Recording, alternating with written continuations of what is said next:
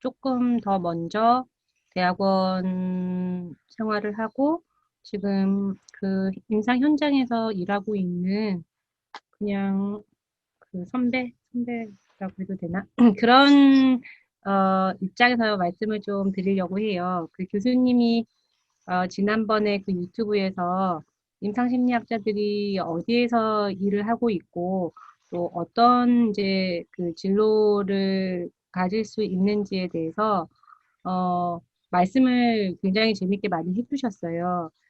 근데 이제 그 교수님들은 굉장히 이제 부르주아의 그런 입장이 있으실 수 있고 또 저같이 이렇게 약간 하층민에서 고군분투했던 이 사람들도 있으니까 또 이런 쪽 얘기도 한번 들어보시라고 제가 준비를 한 것이고 편하게 들어주시고 사실 이거는 이제 만나서 이렇게 얘기를 하면 참 좋은 그런 주제라고 생각하는데 어쨌든 상황이 지금 좀 저희 병원에서도 그 단체로 모이는데 가는 거를 굉장히 조심을 시키고 있고 또 혹시나 또 제가 가서 또 폐를 끼칠까 봐 이제 이렇게 비대면으로 하게 되는데 중간중간에 질문 있으시면 바로 말씀을 하셔도 좋고 채팅창에 띄워줘도 좋고 그렇게 좀 편하게 진행했으면 좋겠습니다. 네. 네, 저는 이제 한국에서 이 임상심리 전문가라는 이 증을 하나 가지고 지금 이제 월급을 받으면서 일을 하고 있고요.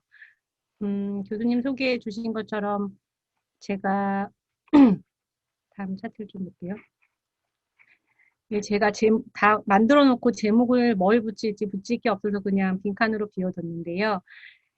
저는 심리학과를 일단 졸업을 했어요. 근데 그 많은 분들처럼 바로 석사 과정을 진학한 건 아니었어요. 일반 회사를 다니다가 뭐 또 결혼도 하고 출산도 하고 육아도 하고 그렇게 돼서 뭐 경력 단절이라기보다 그 졸업을 하고 아예 이 일을 하지는 않았기 때문에 좀 동떨어진 그런 상황에 있었어요. 그러고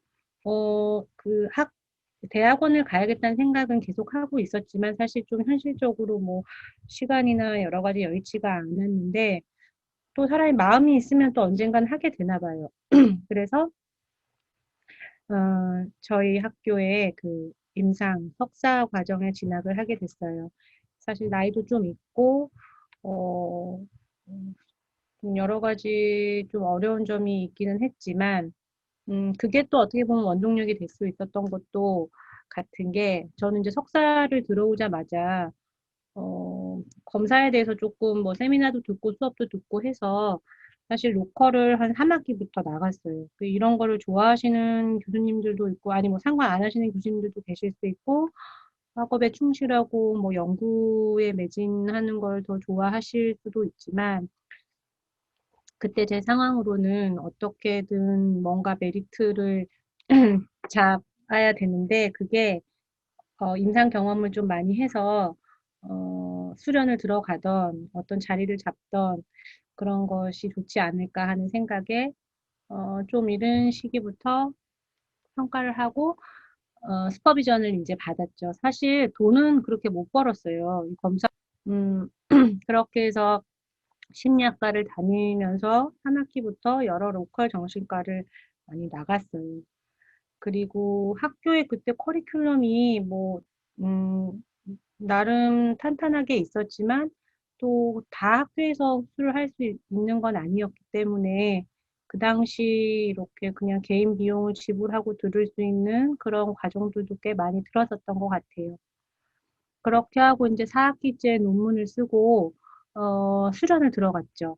네, 정말 그 최악의 상황이라고 할 수 있죠. 그 수련생들, 나이 많은 수련생들 되게 받기 싫어하잖아요.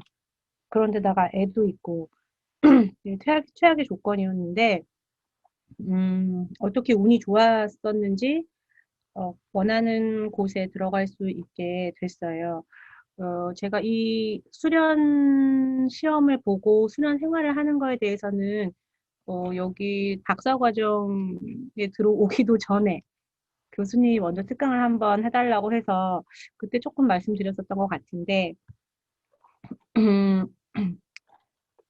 이건 또 다른 기회가 있으면 수련에 대해서는 또 얘기할 그런 것들이 많이 있을 것 같고, 어쨌든 4학기 졸업을 하고 이제 바로 수련에 들어가서 2년간 이제 전문가 수련을 했었어요. 제가 수련한 곳은 신촌 세브란스 재활의학과였는데, 지금도 그렇지만 사실 그때도 재활의학과라는 데 임상심리 전문가가 있다는 거를 전공자들도 모르는 사람들도 꽤 많이 있었어요.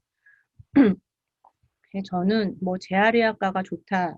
나는 재활의학과에서 꼭 수련을 받아야겠다.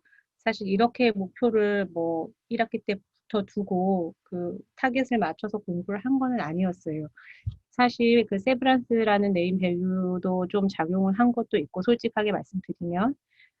그리고 그 브레인에 대한 관심은 좀 있었어요. 인지 저하라든지 뭐 기억 뭐 이런 부분에 대해서 뭔가 손에 잡히는 검사 결과를 가지고 또 사진을 찍어서 나오는 것과 좀 매칭을 시키고, 그래서 사전 사후가 좀 명확하게 나오는 그런 곳에서 일을 하고 싶다는 생각을 막연하게 했었어요. 근데 또 지금 보면은 또 이 분야가 또 그렇게 아주 사전 사후가 명확하다고 볼 수는 없지만, 어쨌든 상대적으로 좀 그렇다고 생각을 했었나 봐요. 그래서 브레인에 대한 공부도 좀 하고, 재활의학과에 어떤 환자들이 오는지, 어떤 평가를 하고, 어떤 치료를 하는지, 이런 것들을 좀 준비를 해서 이제 시험을 보고 면접을 보고 했었어요. 근데 아쉽게도 지금 이 신촌 세브란스에서는, 그, 수련생을 이제 뽑지를 않아요. 여러 가지 병원 상황도 있고, 그냥 계약직을 한 명, 두 명 더, 이렇게 일을 같이 하기를 원하는 그런 상황인 것 같아서, 어, 우리 후배들이 거기서 수련을 많이 좀 받고 또 같은 일을 이렇게 동료로서 하면 좋겠다는 생각을 한 재작년까지만 해도 가지고 있고, 이 병원 수련 체계라든지 좀 팁에 대해서도 말씀을 많이 드렸었었는데, 조금 아쉬운 상황이 됐긴 했지만, TO는 많이 늘어나서 지금 신촌 세브란스 병원은 뒤에서도 말씀드리겠지만은, 예, 재활의학과에서는 이제 우리나라에서도 굉장히 가장 규모가 크고 임상심리실에만 5명의 그 임상심리사가 근무하고 있어요.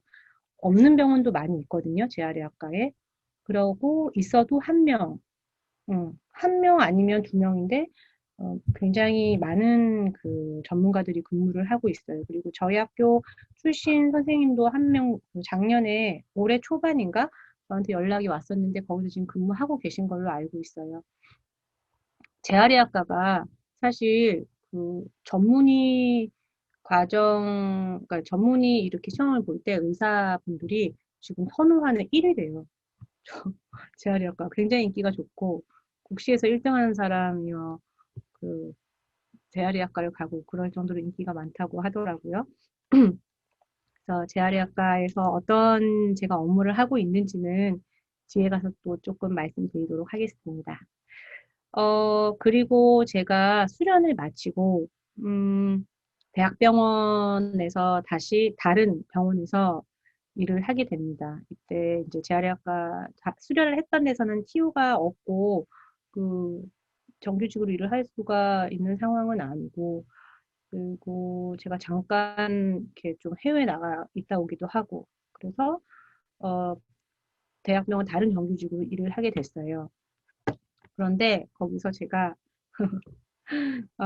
이런 그, 그 처우를 받고, 이 전문적인 일을 하기에는, 이건 아닌 것 같다.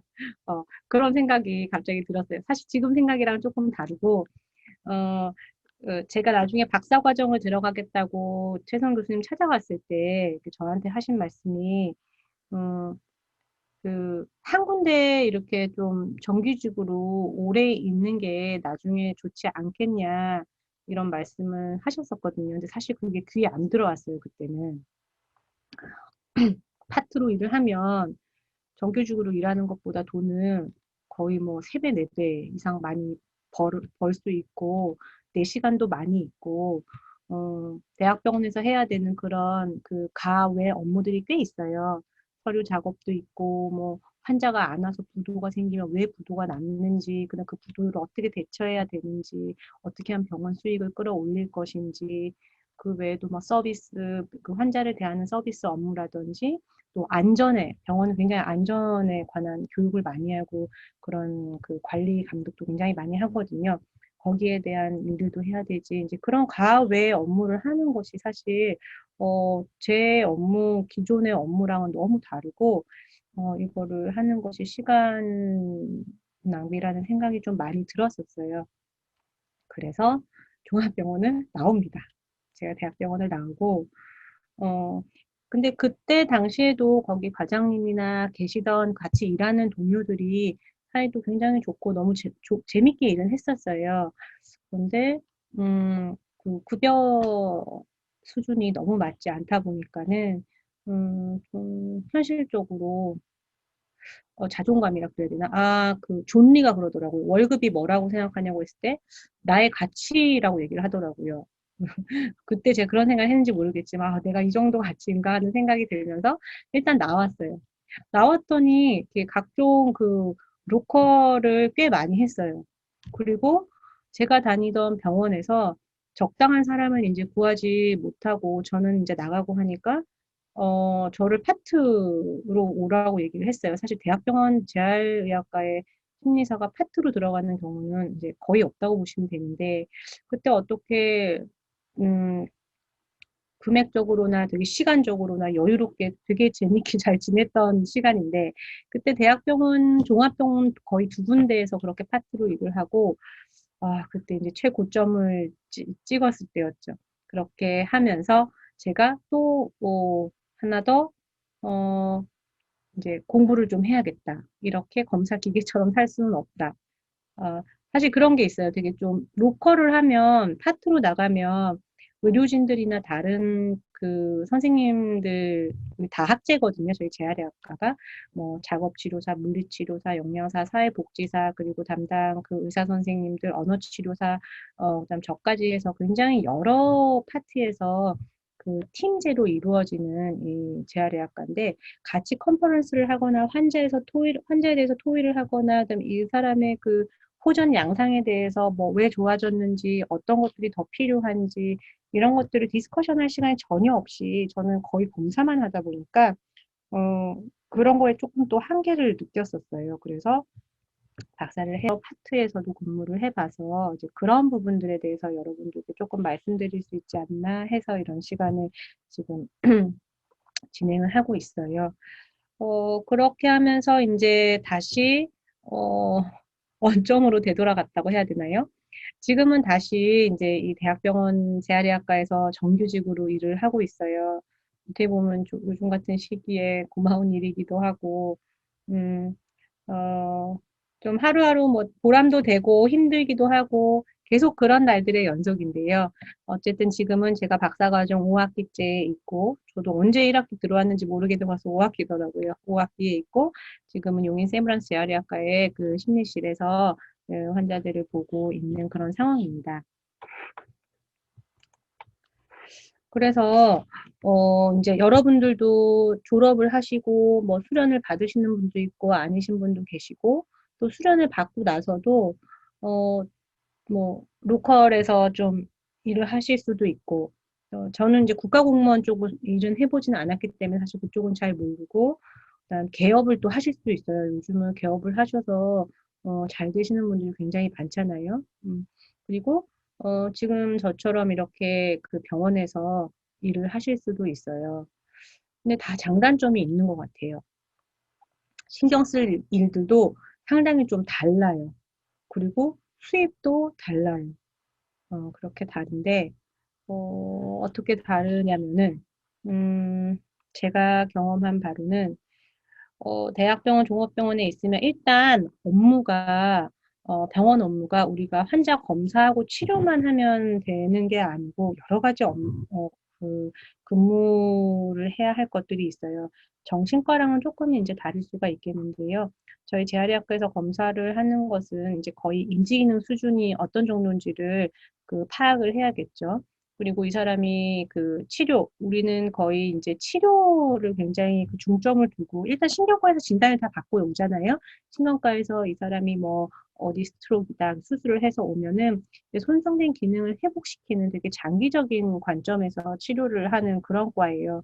그래서 이 사람이 치료에 임한 동기 수준이 어느 정도인지, 우울이 있는지, 불안이 있는지, 그리고 행동 문제를 있는지 이런 것들 잘 파악을 해줘야 돼요.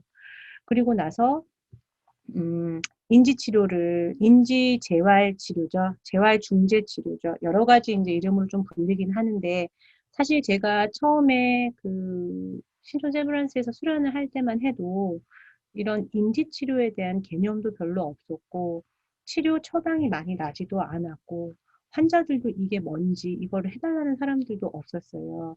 근데 지금은 굉장히 많이 달라졌어요. 환자들이 이 치료를 꼭 원한다고 하시고, 그리고 실제 재활의학과에 인지 치료를 하는지 안 하는지를 알아보고 그 병원을 결정하시는 분들도 많고, 또 이제 뭐 치료를 받고 가서 다른 병원 가서 저 병원에 이렇게 치료해 줬는데 이렇게 해달라 이렇게 말하시는 분들도 있고, 그리고 인지 치료실이 없으면 언어 치료실에 가가지고 이런 걸 해달라 이렇게 말씀을 하셔서 제가 뭐 연락을 받고 좀 난감한 적도 있고 그렇긴 한데, 요즘에는 환자나 보호자분들도 굉장히 여기에 지식이 많으시고 이런 게 필요하다는 것도 많이 알고 계세요.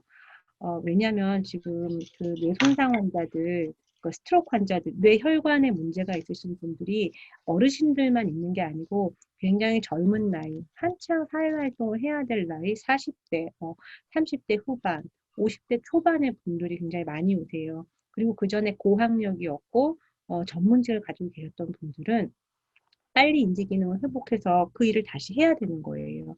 삶의 질과도 굉장히 직결되기 때문에 옛날에는 뇌졸중이다. 우리 풍 맞았다 그러죠. 중풍이에요, 뇌졸중이. 이런 뇌졸중을 이렇게 진단을 받으면 빨리 걷는 게 우선이고, 사실 인지나 정서에 대해서는 굉장히 좀 상대적으로 등한시된 부분이었거든요.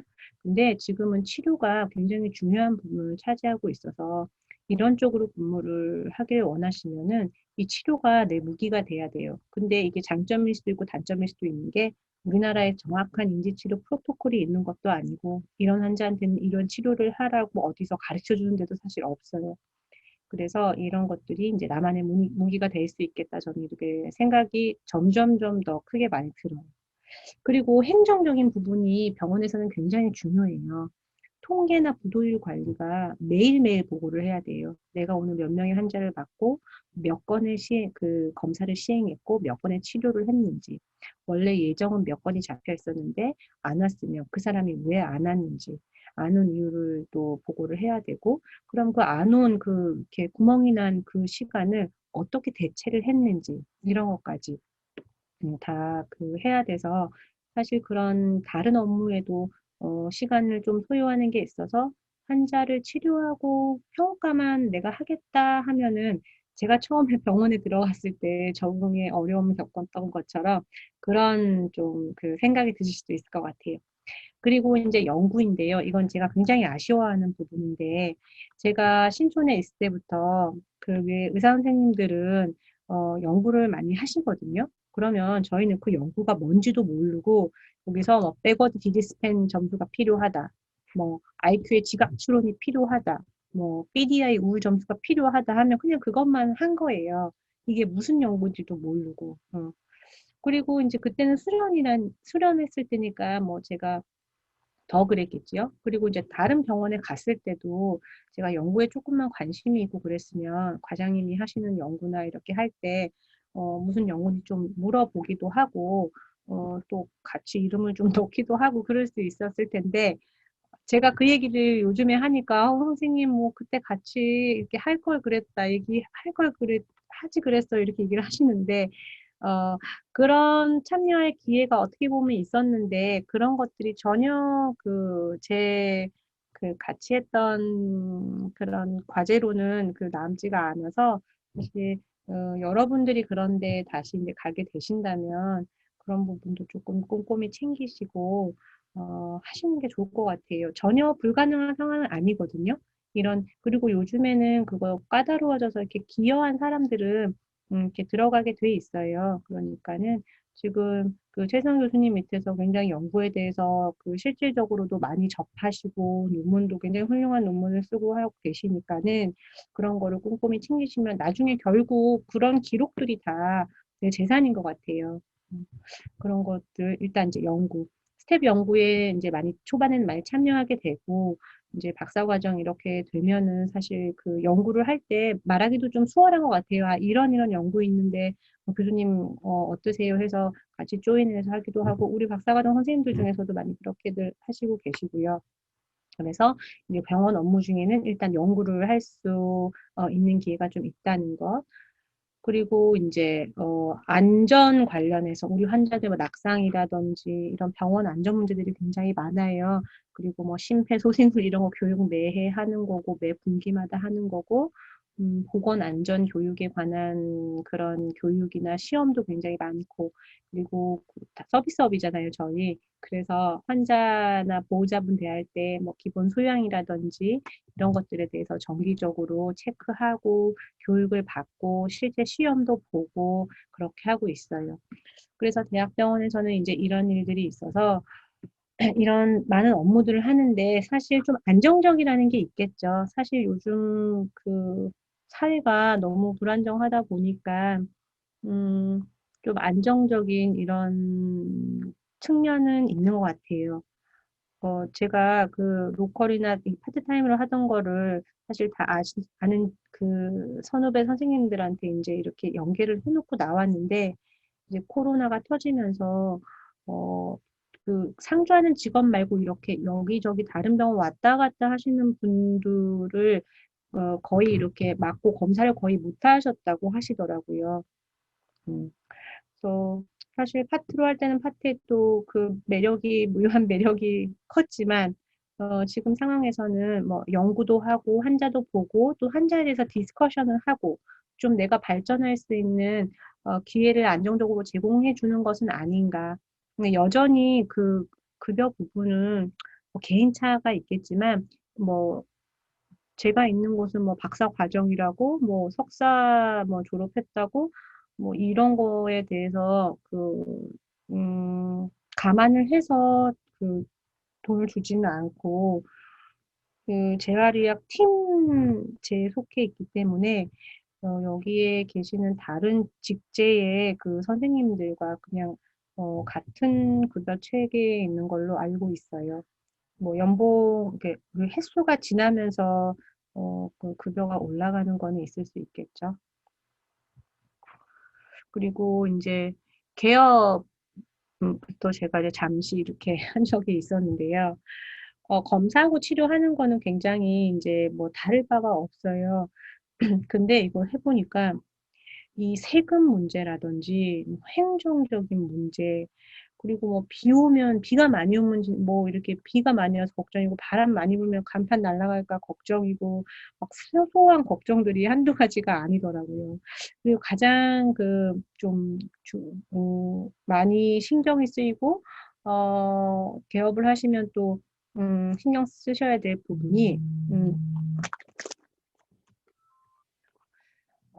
입소문이 나서 뭐 이렇게 제가 할 때는 사실 그냥 다 아시는 분 이렇게 했지만은 실제 거기에서 몸담고 그 개업을 하시려면 그 알려지는 광고도 굉장히 중요한 부분 같아요. 그래서 지금 잘 되시는 분들 보면은 뭐 블로그를 굉장히 꼼꼼하고 부지런하게 하던 아니면 다른 뭐 이런 뭐 매체를 통하던 원래 실력도 있고 운영도 잘 하시고 하시겠지만 그런 광고적인 부분에서도 굉장히 많은 시간을 할애하시는 것 같더라고요. 그래서 그런 부분들, 환자를 보는 것 이외에 내가 경영을 한다고 하면은 사실 환자 보는 시간 정도를 이런 다른 경영에 관여를 해야 되고, 근데 또 이렇게 하다 보면은 이제 검사하고 치료한 사람들을 뽑게 되겠죠, 더. 그럼 그분들한테 반 정도 주고 이제 나머지로 이제 운영을 하고 선생님을 이렇게 늘리고 그러면 나는 환자를 보는 케이스는 조금 줄어드는 것 같아요. 다른 쪽으로 뭐 더 시간을 더 쓸 수 있겠죠. 그래서 장단점이 있는 것 같고 확실히 이거는 비즈니스 마인드가 조금 있어야 될 것 같아요. 그래서 개업을 하면, 음, 일단 환자가 오면은 어디에 떼줄 돈은 없는 거죠. 뭐 이렇게 기본적으로 들어가는 거 말고 그런 부분에서는 이제 확실히 메리트가 있지만 그만큼 자영업이잖아요. 하기가 만만치는 않다. 그렇게 말씀드릴 수 있겠어요. 여러분들 중에 또 하시면 잘하실 분들도 많이 있으시겠죠. 그래서 이제 근데 로컬은 일단 근데 저희 일이라는 게 로컬이라고 해서 심리적 부담이 적고 또 이런 건 아니에요. 저희는 매번 보고서가 나가고 기록이 남기 때문에 사실 어디에서 일을 하든 굉장히 그 신경을 곤두세우고 해야 되는 일이고 뭐 로컬 환자라고 해서 시비어하지 않고 대학병원 환자라고 해서 뭐 더 시비하고 이런 것도 아니에요. 그래서 그런 거에 따라서 뭐 환자 를 보는 것에 우리가 신경을 더 쏟냐 안 쏟냐 그런 건 아닌 것 같고 이런 것들도 있더라 하는 걸 좀 알아두시고 참고하시면 좋겠다 하는 마음에서 이제 말씀을 드렸고요. 그리고 이제 그 재활의학과 업무에 대해서 졸업하신 선생님들한테는 한번 말씀드릴 기회가 있었는데 우리 신입사 선생님들도 계시고 그러잖아요. 그래서 도대체 재활의학과에서는 임상심리사가 뭘 하는지, 거기 왜 뽑는지, 어떤 일을 하는지 좀 설명을 드리는 걸로 나머지 시간을 좀 할애하도록 할게요. 그 재활의학과는 이 병원 내에서도 가장 많은 팀원을 보유하고 있는 과예요. 다학제, 팀체제인 과거든요. 재활의학과 의사가 있고 간호사, 그리고 물리치료사, 작업치료사, 언어치료사, 영양사, 임상심리사, 사회사업사, 그리고 환자 가족을 위해서 가족분들의 이제 그 증상 호전을 위해서 이렇게 굉장히 많은 직제에서 그 선생님들이 같이 일을 하고 있는 그런 과입니다. 그러면 재활의학과에서는 무엇을 하느냐? 크게 말하면 인지와 이제 정서에 대해서 저희가 평가를 하고 치료를 한다 이렇게 보시면 돼요. 그래서 보시면 이제 질문 형식으로 제가 조금 써봤는데요. 그 뇌졸중이나 이제 머리를 다쳤어요. 교통사고가 나던 어디서 이렇게 폴다운을 하던 그래서 머리에 그 외상을 입어서 이제 뭐 조금 팔도 부러지고 다리도 부러지고는 했는데 인지 기능도 조금 떨어지는 것 같은데 어떤 평가나 치료를 받을 수가 있어요. 이제 이렇게 묻는다면은 이제 우리 스트로크라고 하는 뇌혈관 질환, 뇌혈관 중에는 이렇게 큰 혈관도 있고 작은 미세한 혈관도 있겠죠. 그런 것들이 터지는 게 뇌출혈이고 그게 막혀서 피가 잘 흐르지 않는 게 뇌경색이에요. 크게 두 가지로 나눌 수가 있고 또 뭐 뇌에 이 브레인 튜머가 생길 수도 있겠죠. 그리고 뇌 염증이 생기면 뇌염도 있을 수 있고요. 뇌 수막염도 있을 수 있고 뭐 외상도 있을 수 있고 이렇게 그 한번 어떤 손상이 있고 나면은 인지 기능에 그 저하가 오는 경우가 상당히 많아요. 뭐 한 50% 러프하게 50% 정도에서는 인지 손상이 온다라고 얘기를 하고 있고요. 그래서 우리가 이런 사람들을 대상으로 이제 그 이 평가를 먼저 하게 되죠. 종합심리평가를 하기도 하고, 주의력, 언어기 등, 또 기억력, 시공간 구성 기능, 뭐 전두엽 실행 능력, 이런 뇌의 전반적인 기능에 대해서 체계적이고 정확한 이제 평가를 진행해요.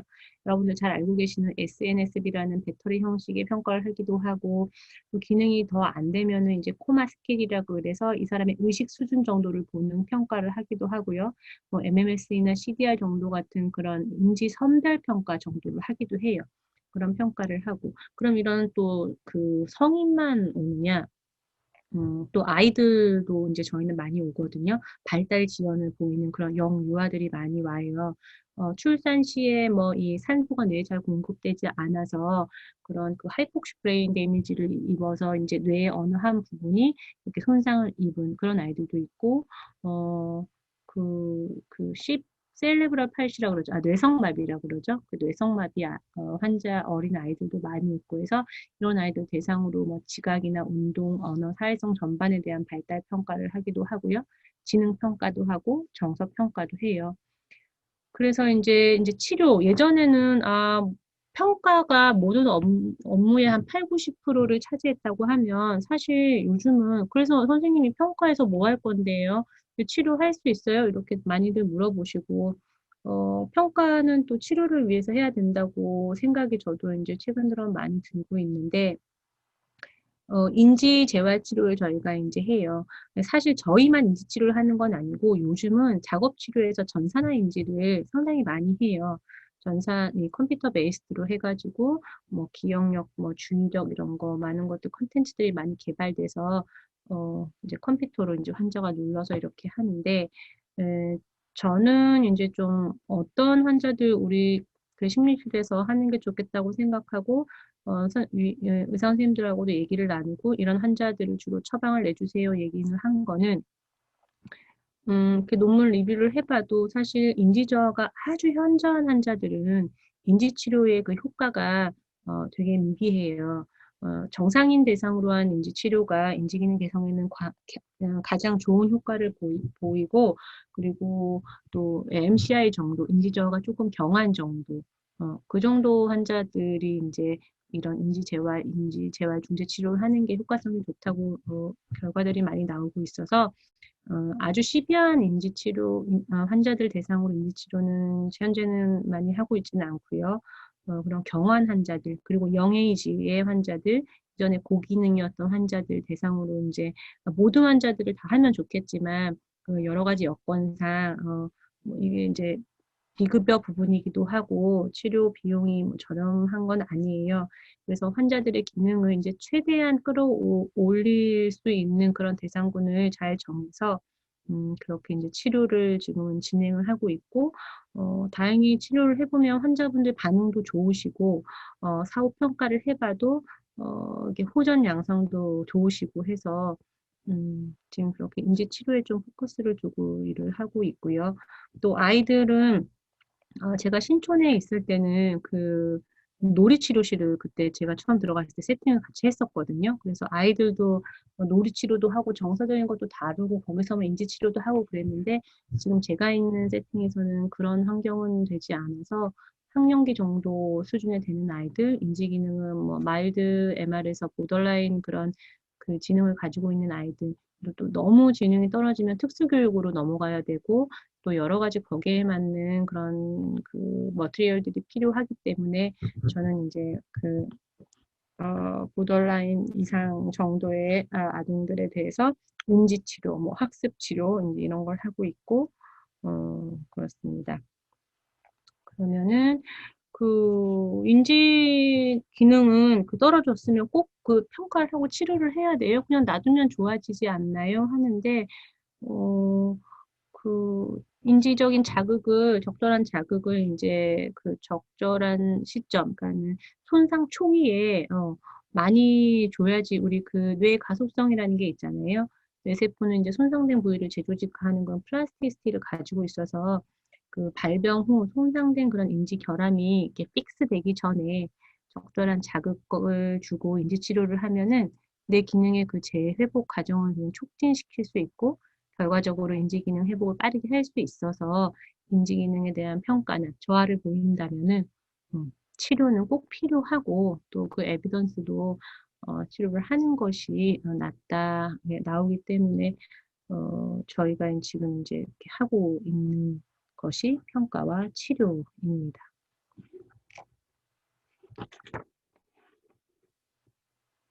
그럼 재활의학과가 도대체 어디에 있고, 뭐, 어느 병원에 있고, 몇 명 정도 근무를 하나, 이렇게 몇 가지 병원을 좀 보면은, 신촌 세브란스가 이제 타의 추정을 불허할 정도로 많죠. 5명이지요.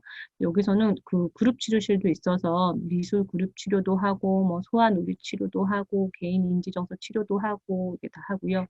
아산병원에는 재활의학과 심리실에 1명이 근무하고 있고, 평가 치료하고, 음, 또 삼성병원에도 재활심리실에 1명이 근무하고 있고, 또, 분당 재생병원에 제가 좀 있었는데, 여기는 이제 파트로 지금 한 분이 계시고, 치료는 하지 않고, 평가만 하고 있는 것으로 알고 있고요. 분당 차병원도 제가 있었던 곳인데, 지금 한 분이 그 상주에서 평가 그리고 치료도 일부 하고 있는 것으로 알고 있고, 분당 서울대병원은 재활의학과에 심리실이 없습니다. 환자분들의 요구는 꽤 있으실 텐데 일단 분당 서울대병원은 없고 점차 늘어나고 있는 추세 같아요. 그리고 제가 잘 모르는 분들도 이제 간혹 연락이 와서 재활의학과 가는 게 어때요? 이렇게 여쭤보시거든요. 제가 좋다 안 좋다 말씀드릴 수는 없지만 지금 현재 그런 어떤 업무를 하고 있고 이런 환자군이 있다 정도는 설명드리는데 저는 충분히 메리트가 있는 부분인 것 같아요. 그래서 정신과에 비해서는 굉장히 인원이 적죠. 그리고 없는 병원도 있으니까. 근데 이렇게 문의가 많이 오기도 해요. 어디에 좀 세팅을 하고 싶다, 이런 것들. 그러니까 앞으로 수요는 더 있지 않을까, 그렇게 생각합니다. 그래서 환자가 오면은 이제 병원에 오면은 기존에 요즘은 저 병원에서 평가했는데 한 달 만에 또 하고 뭐 한 달 만에 또 하고 이런 경우들이 좀 많이 줄어들었어요. 이게 환자 비급여 뭐 급여 보험 문제도 있고 마냥 평가만 할 수 없기 때문에 기존 평가를 했다. 외부 평가나 최근 평가 기록이 있다 하면 다시 평가하지 않고 이제 그거를 이제 기반으로 해서 치료를 하는 경우가 있습니다. 만약에 그거 평가 기록이 없으면 일단 평가를 해야겠죠. 그러니까 업무 프로시저를 말씀드리는 거예요. 재활의학과에서 어떻게 이루어지는지. 그러면 이제 평가를 했던, 이전 결과가 있던, 어쨌든 그 결과를 가지고 어떻게 치료를 할 것인지 목표를 설정하고 치료 계획을 짜죠. 그래서 이제 개인 치료를 하기도 하고, 심리치료, 정서에 관한 거나 인지치료. 전 집단도 굉장히 좋다고 생각하는데 요즘 집단 치료하기가 좀 쉽지 않아요. 코로나 상황도 있고. 그리고 한 명이 근무하는 데서는 이제 보조 치료자가 필요해서 사실 제가 여기 들어올 때 이제 세팅을 할 때 집단 치료도 하기로 얘기를 했었어요. 그때 이제 상황이 만약에 좋아지면은 여러분들 관심 있으신 분 있으면 이렇게 그 같이 집단 치료, 인지 치료 이런 거 같이 하는 그런 날이 오면 좋겠네요. 그렇게 하고 또 우리 재활의학과의 그 가장 중요한 부분 중에 하나가 보호자 교육이라든지 상담이 굉장히 중요해요. 뭐 내과 수술처럼 어떤 부분을 도려내고 뭐 일주일 있으면 회복해서 퇴원하고 이런 경우가 잘 없고 굉장히 오랫동안 치료를 해야 되는 경우가 많아서 환자도 환자지만은 보호자분들이 번아웃되고 우울에 빠지고 이런 경우들이 굉장히 많거든요. 그래서 사실 보호자 교육이나 상담에 대해서 연구할 거리들이 꽤 있는 것 같은데 아직 여기까지 여력이 되지 않아서 제가 뭐 연구 뭐 계획이나 이런 것을 지금 짜고 있지는 않지만은 논문을 좀 찾아보면 외국에서는 굉장히 여기에 대해서 특히 재활의학과에서 프로시저를 만들어서 일단 병원에 입원하면 환자는 환자의 치료 플랜이 있고 또 그 보호자를 케어하는 플랜이 쫙 있어요. 그래서 어떻게 접근해 줄 것인지에 대해서 이 그 케어 기버의 그 무드가 그 안정성이 환자의 그 회복에 미치는 영향도 상당하다고 이렇게 나오거든요. 그래서 그런 것들에 대한 것들도 좀 점점 더 이 이제 관심을 보이는 사람들도 늘어나고 발전이 있지 않을까 생각이 됩니다. 음, 아까 조금 얘기한 것들인데요.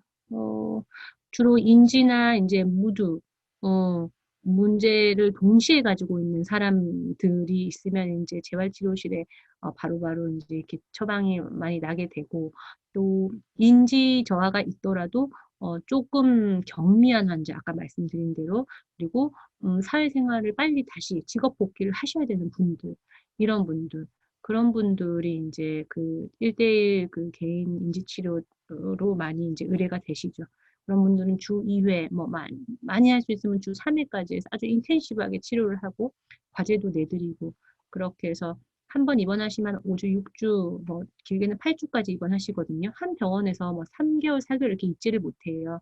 그래서 이제 계시는 동안에 그렇게 치료를 하고 이제 저희 목표는 그거예요. 빨리 이 사람이 독립적인 의사생활을 할 수 있도록, 직업 생활을 할 수 있도록 하는 게 치료의 목적이기 때문에 어, 저희 치료는 그 굉장히 그 1대1 베이스가 돼야 돼요. 이분이 만약에 목사였다. 그러면 목사님이니까 설교를 해야겠죠. 그럼 설교문을 쓰는 것까지 같이 다 봐줘요. 그리고 뭐 근데 이분이 뭐 프론탈 문제가 있으면 플래닝이 전혀 안 되겠죠. 글을 쓸 때부터. 그럼 그 플래닝 문제, 뭐 어텐션의 문제가 있으면은 이제 그런 것들. 그래서 그냥 동떨어진 그냥 일반적인 인지치료를 하는 것이 아니고 이 사람이 무슨 일을 앞으로 나가서 해야 될지 그 골을 맞춰서 그렇게 이제 저는 치료를 진행을 하고 있어요. 그래서 뭐 사설 같은 것도 뽑아서 이거를 요약하기를 같이 해본다던가 아니면 단어를 주고 이 단어로 글을 하나 써보라고 한다던가 이 단어 10개가 다 들어가도록 문맥이 맞게 이런 것들을 이제 1대1 베이스로 이제 치료를 하고 있고요. 그래서 이제 그거죠. 인지 치료는 이제 그 인지 훈련이라는 게 있죠. 우리 지금 작업실에서 치료실에서 하고 있는 컴퓨터 베이스로 많이 하는 그런 뭐 어텐션 1단계, 2단계, 3단계, 뭐 그다음 랭귀지 1단계, 2단계, 3단계, 워킹 메모리, 뭐 메모리 이렇게 해서 그냥 반복해서 훈련하는 그런 것들이 있고요. 인지 자극 치료는 우리 동사무소 같은 데 가면은 그냥 여러 명 앉혀놓고 종이 접기도 하고 색칠 공부도 하고 이제 이런 것들 얘기하는 것들이 좀 많이 있고요. 이제 인지 재활이 저희 재활 심리실에서 하는 건데 혼자나 가족하고 논의를 해서 골을 정해요. 아, 이분은 이전에 뭐 대기업에서 이런 업무를 했으니까 이분은 공무원 중에 어떤 일을 했으니까 이분은 목사님이셨으니까 어떤 거를 해야 된다 해서 거기에 골을 정한 다음에 일상생활에서 직업생활에서 필요한 기본적인 기술들을 이제 선별해서 거기에 대해서 목표를 맞춰서 하는 그런 커뮤니티브 이제 리해빌리테이션이죠, 그것이. 그래서 이런 것들을 이제 어, 조금 더 아직은 하는 데가 많지도 않고 해서 저는 이제 이쪽으로 조금 더 해봐야겠다는 이제 마음이 좀 크고 어, 그렇게 해서 지금 진행 중에 있습니다. 네, 제가 준비한 거는 여기까지고요. 어, 질문 있으시면 편하게 해주시면. 여기 있네요. 신경과에서의 임상심리사가 하는 일과 재활의학과에서 하는 일의 차이점. 아, 교수님도 또 선생님이 수련을 만드시면 됩니다. 네네. 제가 만들려고 노력을 해보겠습니다. 신경과는 사실 보면은 진단이 내려지기 전에 환자들이 많이 와서 감별 진단에 좀 많이 신경을 써야 돼요. 그리고 그, 이 사람이 이제 치매인지 아닌지 이런 걸 감별하거나 파킨슨이즘에 조금 더 가까운지 이런 것들이 중요하다면 사실 저희는 진단이 다 내려져서 오거든요. 우리가 뭐 이 사람이 뭐 하이드로세팔루스인지 뭐그 엔세팔라타이스, 뭐 뇌염이 있는지, 뭐 뇌수종인지 이런 거를 감별할 일은 없어요, 사실. 그런데 지금 계속 말씀드린 것처럼 치료에 초점을 좀 더 둬야 되는 것 같아요. 치료에 초점을 둬서 인지적으로 어느 만큼 이제 재활을 할 수 있을 것인지에 대해서 하는 검사는 거의 비슷한데요. 그런 초점은 조금 다를 수 있겠죠.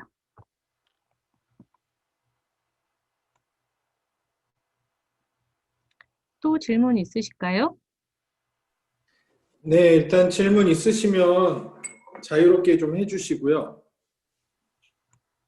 네, 일단 저는 든 생각이 참 중요한 분야고 더 많이 확대돼야 될 텐데 현실적으로는 지금 세브란스 계열을 제외하고는 이게 활발하게 진행된다고 하기가 좀 어렵잖아요. 이 네. 재활심리학자를 양성할 수 있는 뭐 시스템이 있을까요?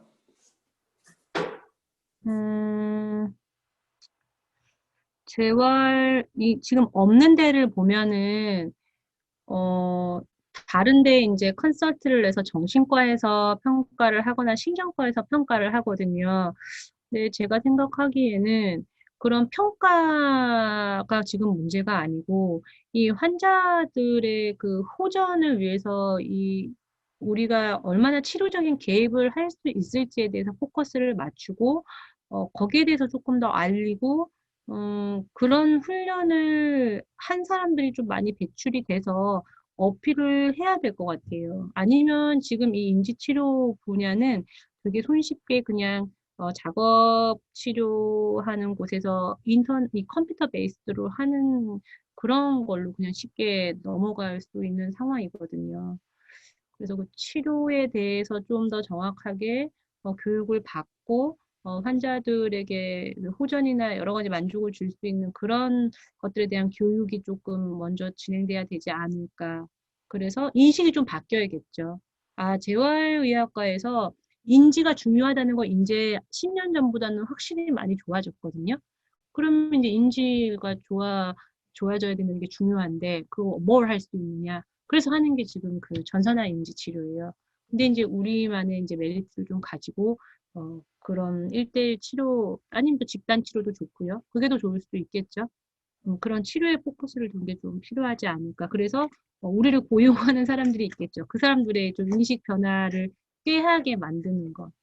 그게 중요하지 않을까요? 네, 뭐 말씀대로 고용하는 쪽에서 필요성을 느끼는 게 일단 상당히 중요할 것 같아서 그래서 재활의학 쪽에 사실 의사 선생님들과도 많은 교류가 필요할 것 같아요.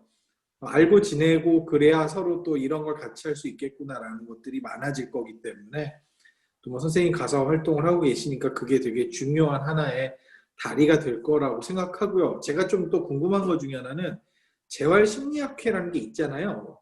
네. 거기는 무슨 역할을 하나요? 거기는 그 대구 쪽에 있고 편집은 또 그 부산 쪽에 있는 그 부산, 경남, 경북 쪽에 주로 베이스를 두고 계신 것 같은데, 어, 이것저것 뭐 하시는 것 같긴 해요. 근데 정확하게는 잘 모르겠어요. 그리고 서울에 있으면 그 활동할 일은 거의 없는 것 같고, 제가 아시는 분은 거기 가서, 뭐, 그런 치료나 평가, 지능 검사 이런 거, 세미나 같은 거 하시기도 하시더라고요.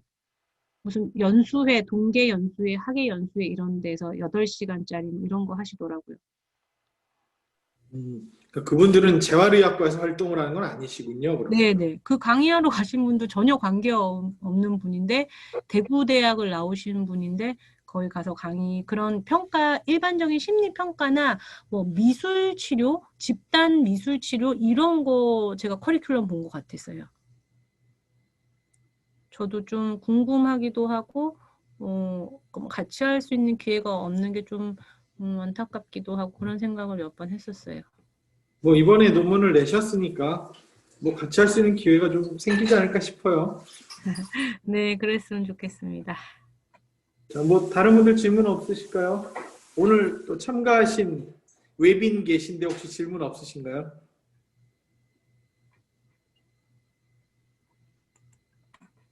아, 네, 잘 들었습니다. 질문은 없습니다. 아, 네. 네. 알겠습니다. 너무 설명을 잘 해주신 것 같아요. 네네. 자, 그러면 뭐 마치기 전에 그러면 간단히 어디 보자. 이현주 선생님께 잠깐 토론 부탁드리겠습니다.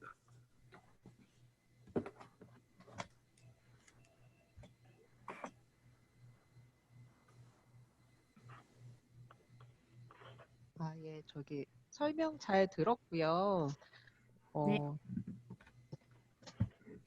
저는 사실 재활의학과에서 치료가 이렇게 많은 역할을 하고 중요한지 잘 몰랐었는데, 사실 저희가 이렇게 이제 임상심리 전공하면서 평가 쪽에 초점을 많이 두지, 치료를 하는 거를 별로 이렇게 그닥 즐겨하지 않는 어떤 성향들도 좀 있는 것 같은데, 이쪽은 되게 치료를 중점적으로 좀 할 수 있고, 근데 이게 일반적인 또 심리치료랑 다른 분야의 치료를 할 수 있다는 점에서 굉장히 흥미롭고 이야기는 잘 들었습니다.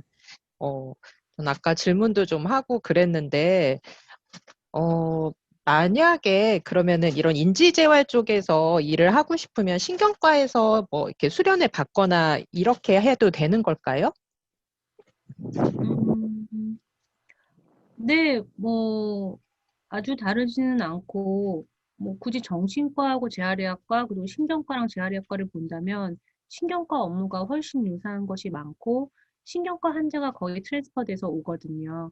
치료를 신경과에서는 하지 않아서, 이제 치료를 하러 오는 곳이 재활의학과다, 이렇게 생각하시면 될 것 같아요. 신경과에서 수련을 받는 것도, 괜찮을 것 같아요. 재활이 수련하는 데가 많이 없으니까요. 그래서 오늘 뭐 석사 선생님께도 많이 이렇게 들으셨을 거고 이제 수련 나가실 건데 혹시 이쪽에 관심 있으시면 나중에 이제 수련 나가시거나 이럴 때 신경과 쪽도 많이 그러니까 생각해 보시면 좋을 것 같고요. 네, 저는 오늘 제가 신경과 쪽 경험이 거의 없어서 굉장히 흥미롭게 잘 들었습니다. 감사합니다. 감사합니다.